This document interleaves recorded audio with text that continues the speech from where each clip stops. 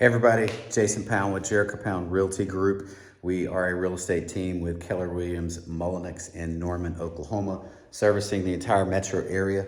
One of the top 50 questions that's being asked by home buyers in today's market is how much are my closing costs going to be? Real rapidly, 7 to 9% of your purchase price.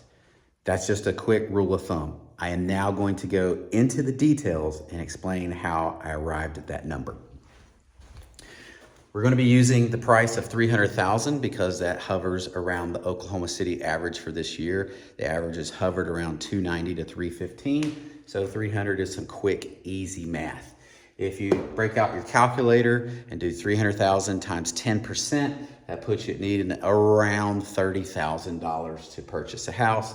7 to 9% off the top of my head is probably gonna be $27,000 to $28,000, somewhere in that area.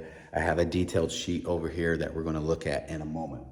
A couple of assumptions in here because there's gonna be lots of people, yeah, but what about this? Yeah, but what about that? Just to give you an idea, we helped a client buy a house 2 years ago. They put down $500 in earnest money. They had a first-time buyer, home buyer down payment program, make their down payment. We negotiated all the closing costs paid by the seller. And when they showed up to closing to sign their mortgage, they actually walked away with a $100 check in their pocket. That is not the normal experience. We have shifted into a buyer's market where the buyers have the leverage over the sellers right now, and we are seeing more and more closing costs being paid, and we are seeing more and more home down payment programs be utilized to execute purchases. But I am just assuming you're the normal, typical average person who has a normal, typical average credit score, and you're wanting to buy the normal, typical average house, and you want to do a normal, typical transaction. So here we go. Assumptions. Down payment, I'm assuming that you are wanting to put down the minimum down payment, which is 3.5%. I am assuming that you are in a normal tax district. There are some places in the United States where, as my grandpa would say, they are proud of their junk and it costs extra taxes to live there. Next, normal insurance. I'm assuming that you don't have a gazillion claims on your renter's policy or your previous homeowner's policy, because insurance companies penalize you for that. And not only do they underwrite the house, they underwrite you as an individual. And so you and I can have the same birthday, same job, buy the same house in the same neighborhood, go get 2 quotes, and our insurance quotes will be completely different because the insurance companies are underwriting us, not just the house. The third and final assumption is that you are not asking the seller to pay any closing cost. During the COVID market, if you are not paying over asking price and you are not willing to cover appraisal gaps, you are not getting your offer chosen. You are competing against 10, 15 other offers at the same time. Now the market has shifted into a buyer's market. Buyers have the leverage. So we are starting to ask for some closing costs, in some situations, all closing costs to be paid by the seller. The sellers still haven't woken up and smelled the coffee yet. And even though it is a buyer's market, a lot of the sellers don't know it yet and are still unwilling to make those concessions at the moment. However, there's lots of strategy around how we can properly structure an offer to get some of your down payment and or some of your closing costs paid to assist you with this 7 to 9%. But I'm assuming that you're not doing that. So in these numbers, this is not a industry standard. This is a Jason Pound thinking shortcut. I like to think of the costs associated inside of a real estate transaction as costs versus expenses.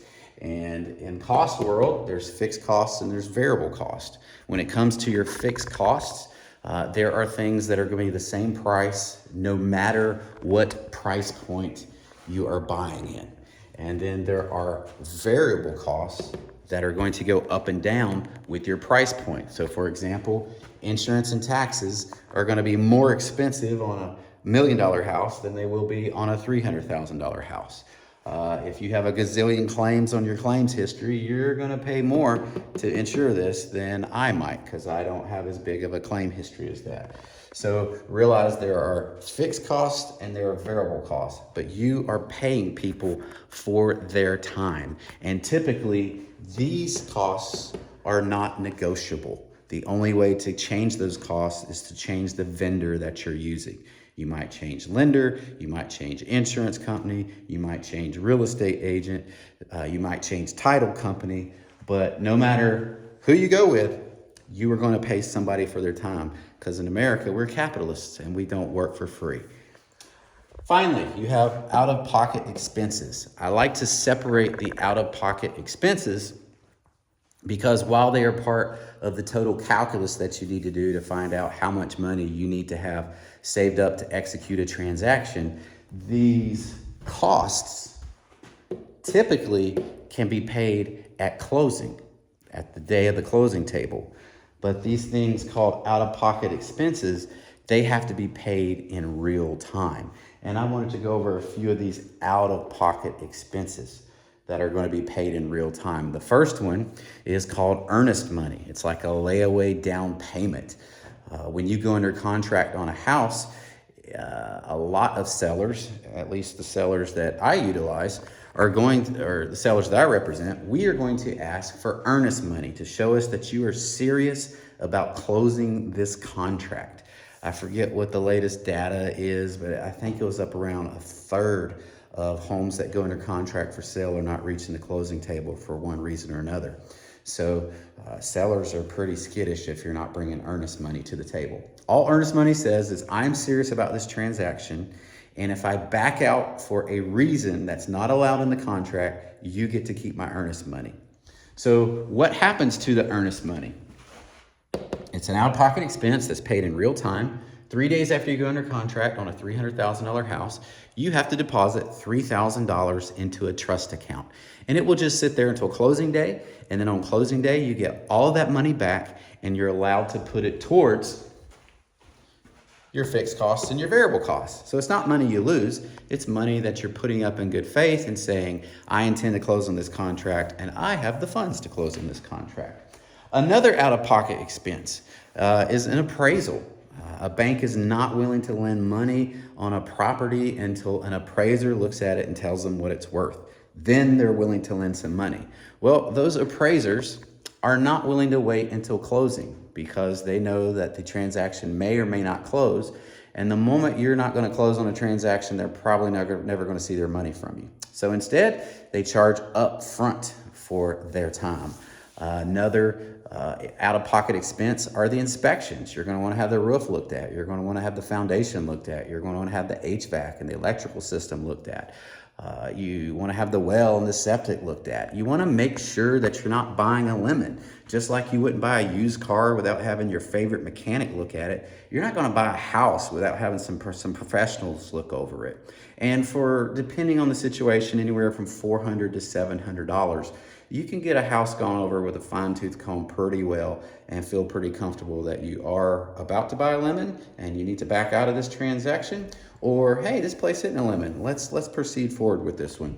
So real quickly, rule of thumb, 7 to 9% is about all you need minimum to get into a house. There are exceptions. We have down payment programs. We can negotiate closing costs.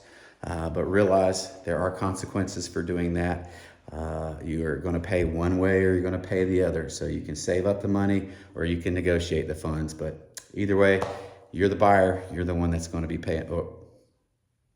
You're the buyer. You're the one that's going to be paying the money. Hopefully I was able to provide you some value today. If you want to talk about the subtleties of the math and how the math changes with a VA loan versus an FHA loan versus a conventional loan, I'm totally willing to do that. And I have experts that I can introduce you to as well to dig into your credit and to provide you some coaching. I have multiple clients that my lenders have been coaching for multiple years and they're finally approved to buy a house, and we're actually house shopping right now. I would love to be of assistance to you. Have a great day. Peace.